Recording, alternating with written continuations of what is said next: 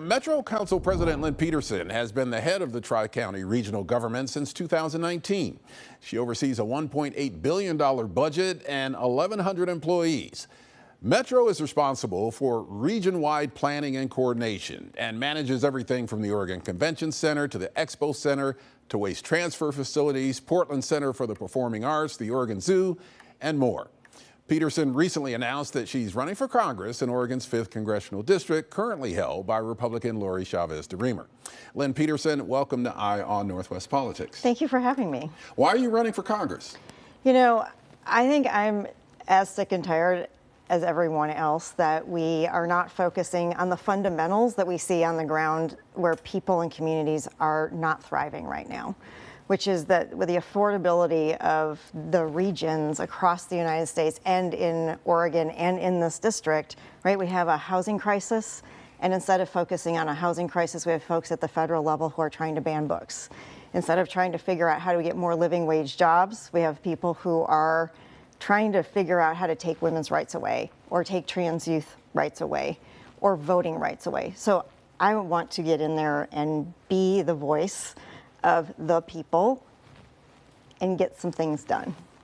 Let's talk about the housing crisis. You recently gave your State of the Region address at the Portland City Club. Homelessness was at the top of the agenda. Where, from your perspective, do we stand in dealing with the homeless crisis, especially in Multnomah County?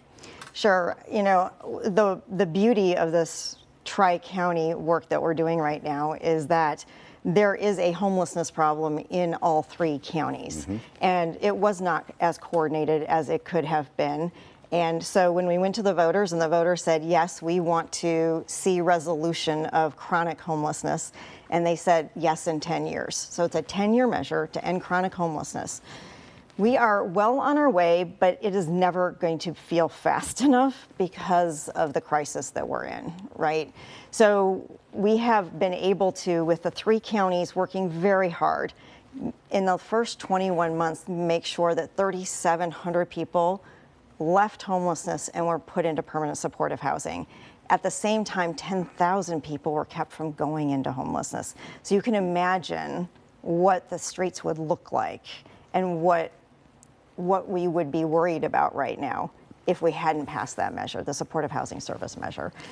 Yeah, that was in 2018. Voters passed the $653 million affordable housing bond. And then in 2020, that's when you passed the Metro Supportive Housing Services tax on high-income earners. What results are we seeing from those two measures so far? Yeah. The first one that I just spoke about, the supportive housing service measure, 3,700 people moved off the street in the first 21 months, and 10,000 people kept from going into homelessness.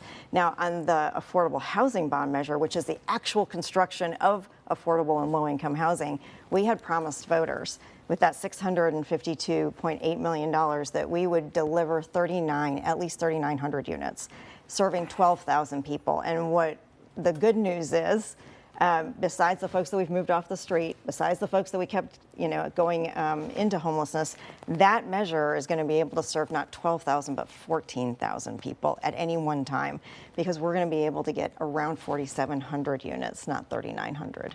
Why do we still see so much of this problem on the street right now? Yeah, so as we all know, this is a multivariate problem, right? There's no one thing that caused us to be here.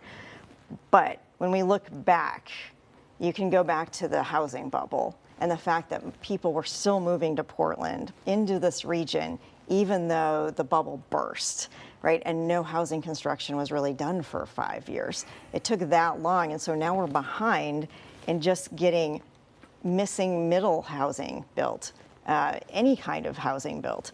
So as we get caught up on that, it will help both on the private side as development is happening, but also on the public subsidy side, because we lack in both of those. And until we actually get that housing market going again, right, we will continue to have a housing crisis. We found out that Multnomah County still hasn't spent about $46 million it's received from the Metro bond. So what's the issue here, and what can Metro do about it? Yeah, well, our role in this measure is oversight. And so what we have been doing is working with Multnomah County, with Chair Jessica Vega Peterson and her team, to come up with a corrective action plan. And I think the way I've tried to say it is the amount of money flowing into the system now, the counties were able to go from first gear to second gear, for those of us that remember manual transmission. Yeah, I remember. I'm old enough to remember that, yes. We were able to get from first gear to second gear in the first 21 months. It's getting into third gear and getting the full program operational that has been a recent struggle. And so we are looking for what measures they will put in place to be able to get that money out the door as quickly as possible. And we're about 2 weeks from being able to come out with a conversation about what does that corrective action plan look like. You know, I've had similar conversations with officials from Multnomah County as well as the city of Portland, and I get the sense that there is a lack of coordination in terms of homeless approaches. Is that true? Is that a perception? And what can we do about that to have a more coordinated effort between all the jurisdictions that are in charge of this? Yeah, well, having been chair of Clackamas County about 10 years ago, what I can tell you is there's been conversations for over 20 years about how to coordinate between the three counties. And there's been some small successes made, but the amount of money in Clackamas County at the time and the amount of money coming in from the federal and state governments, right, because that's where counties get their money to do this, has been very, very low. And it kept getting smaller and smaller and smaller. So what Clackamas County and Washington County were able to achieve was much less than what Multnomah County was able to achieve. And so this allowed Washington County and Clackamas County to actually do homeless shelters. They didn't have any, or they had very little of it. So they've been able to put into place homeless shelters for that emergency housing and then start building their programs to wrap services around folks to keep them out of homelessness and to bring them out of homelessness. I think the harder part is the internal mechanisms of government were built up for a smaller system. And so the minute large amounts of money start flowing through, how do they staff up? How do they have their oversight? How are they holding themselves accountable to getting that money out the door? And sometimes we just trip over ourselves with old rules that need to be updated. And in that, I think that's some of the case here. Let's talk about one of the venues that you manage, the Expo Center. I went to a great event last week. The 8 Seconds Rodeo had black cowboys and cowgirls from all over the country at the Expo Center.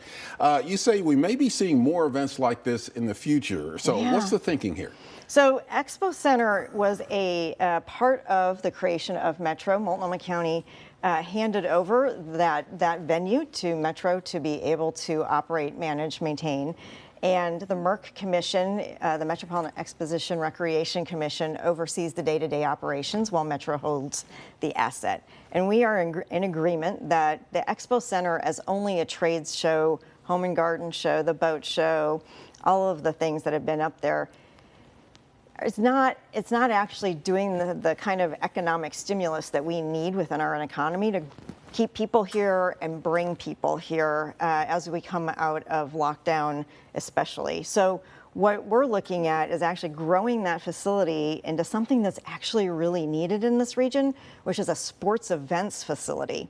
So not just taking what we have now, but growing it into a much more modern sports facility. And a lot of, I think, the families in this region are spending a lot of time in Spokane and Sacramento going to tournaments, whether that be a cornhole tournament or a pickleball tournament or even wrestling. They are going to places that are not very close by and spending their time and money there when we could keep them here and invite others from out of our region and our state to be part of those tournaments. So we're very excited to be part of this kind of renaissance of sports within the entirety of the region, whether it be the idea of bringing baseball in or whether it be the Delta Park renovation or any of the work going on around the region to really invest in kids and sports.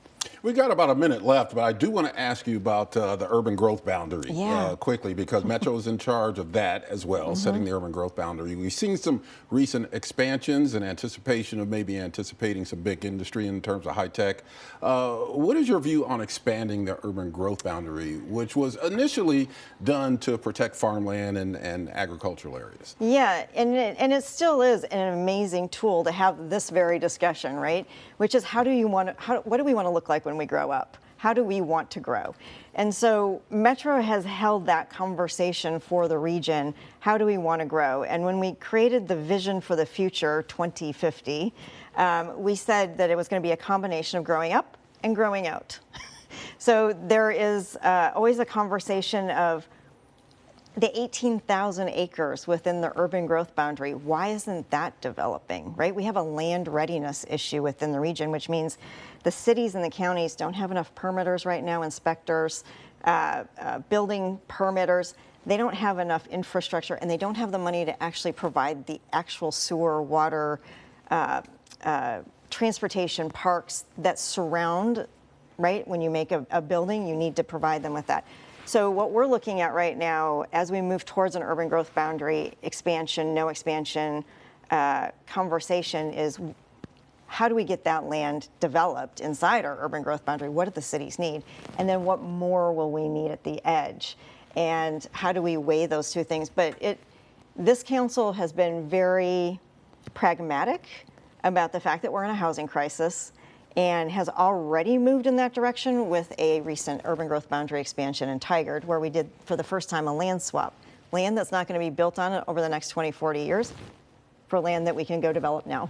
All right. So stay tuned in terms of the urban growth boundary. Yep. Lynn Peterson, thank you very much for joining me on Eye on Northwest Politics. Thank you so much.